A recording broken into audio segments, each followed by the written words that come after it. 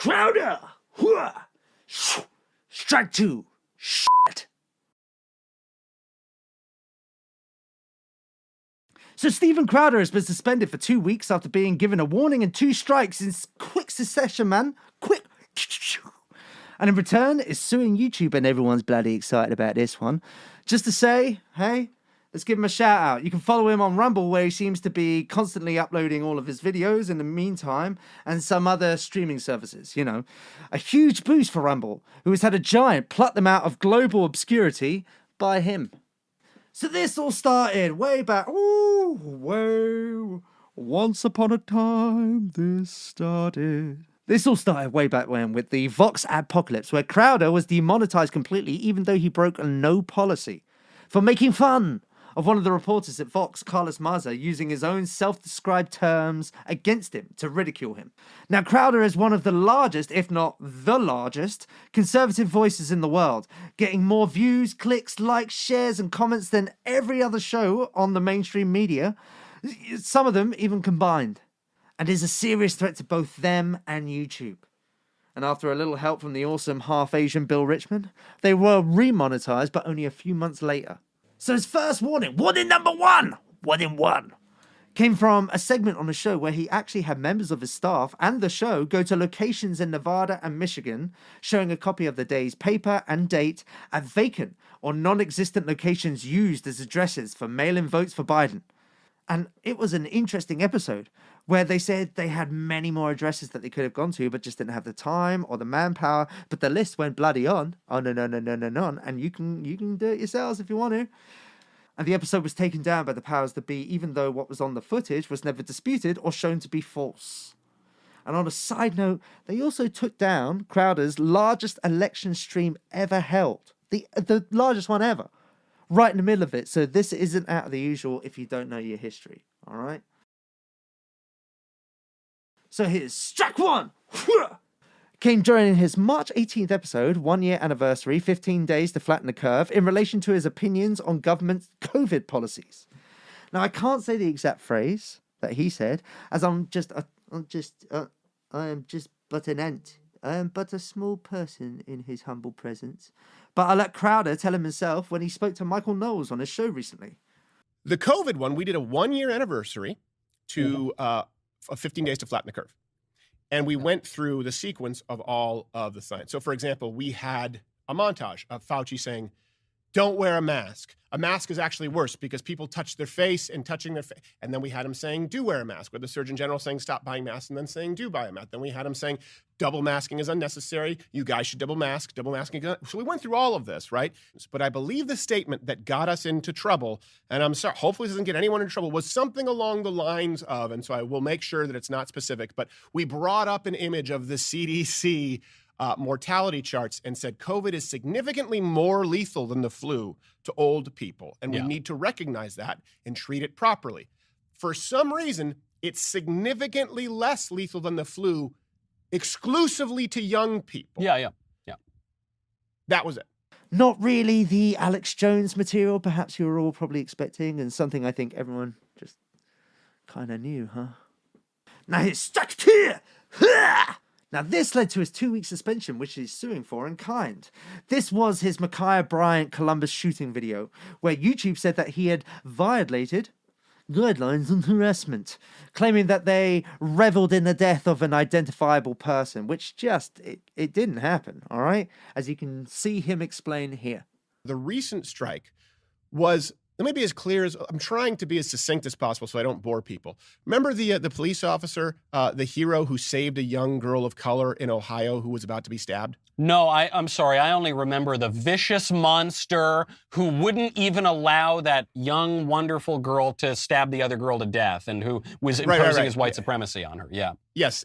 Ed Furlong in a bomber jacket. Yes, correct. No, so we talked about this on air, and I said, not only do I think this was a justified shooting, I think it was a necessary shooting of the police officer. I think it'd be an abdication of duty if you don't shoot someone while they are attempting to penetrate someone's flesh with a knife. Yes. That was considered broadly harassment, bullying because of reveling in the death of apparently Micaiah Bryant, which we did not do. Him praising a cop, I think we can all agree, a hero, who dealt with a horrific situation in the calmest way while saving someone's life in the process.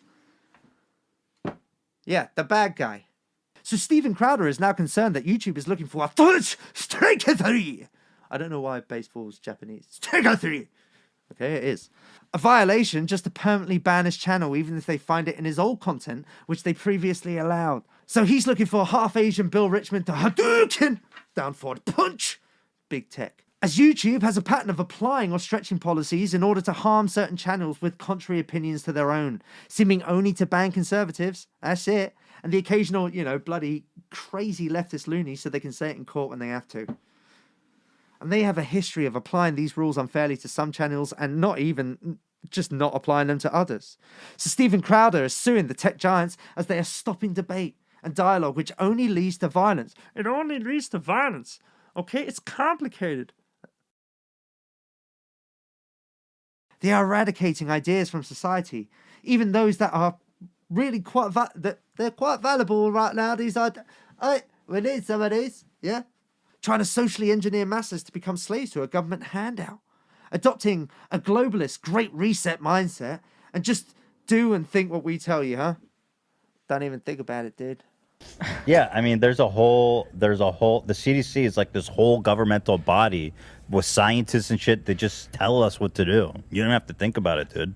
And a third strike would mean a permanent ban and deplatforming of his channel, and the largest conservative channel of all time. Destroying his business, which has taken over a decade to create. The 12 to 15 employees that he has, I mean, they took his job. You took my job. And it would also take their livelihood away from him and his workers that have worked so hard for so long and that so many people love.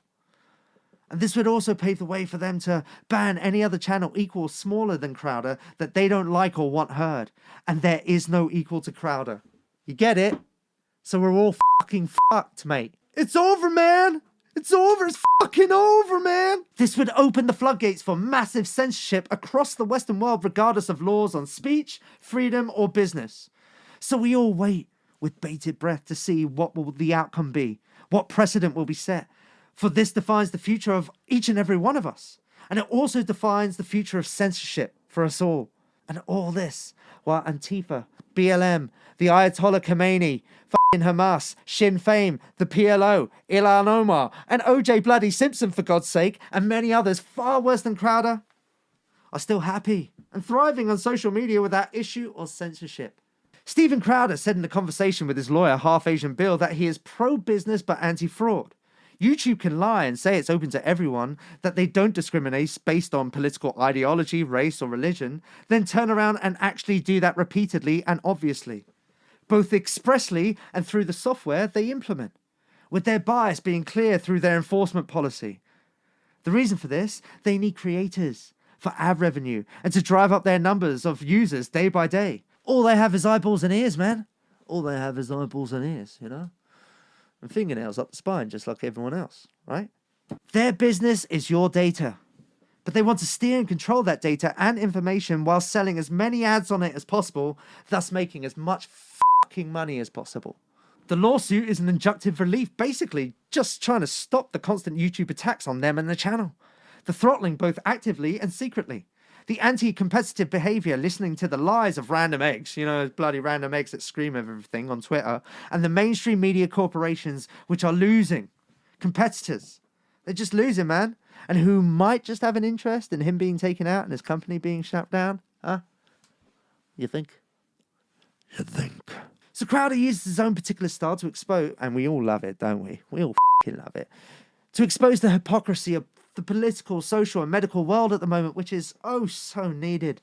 His sources for the episodes in question, and most of his work, is the CDC, the WHO themselves, the FBI, and others such as Pew Research polls and others, which are credible. Well, maybe not some of them now, But Steven Crowder is about as mainstream conservative as it comes. I mean, he's God, he's country, and he sees f***ing guns. He's pretty milquetoast conservative, if a little comedically edgy, And if he goes, we're all f***ing done. So please, go check out his channel right now on Rumble and at louderwithcrowder.com. He should be back on YouTube in the next week or so, and sign up to his mug club. Because Crowder is fighting for all of us right now. Crowder!